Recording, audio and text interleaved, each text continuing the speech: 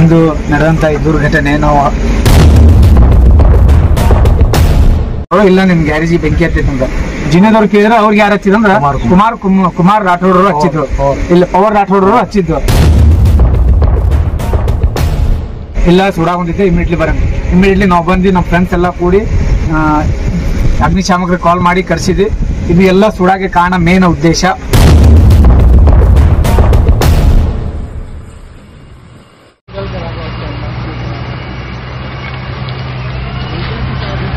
Sir ಹೇಳ್ರಿ.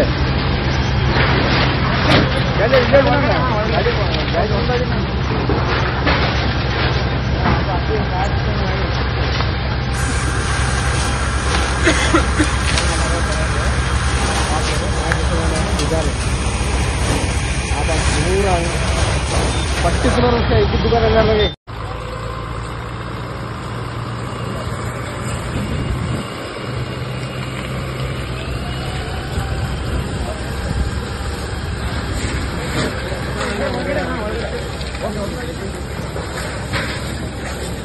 अभी बाहर से नहीं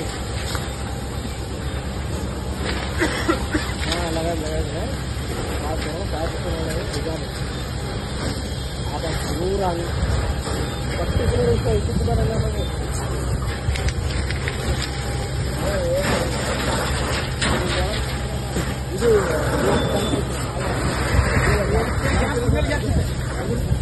ಇಂದು ನಡೆದಂತ ಈ ದುರ್ಘಟನೆ ನಾವು ಸುಮಾರು 9ರಿಂದ 11 ಗಂಟೆ ಮಟ್ಟ ನಮ್ಮ ಸೈಫ್ ಅಲಿ ಶೋರೂಮ್ ಜೊತೆ ಇದ್ವಿ.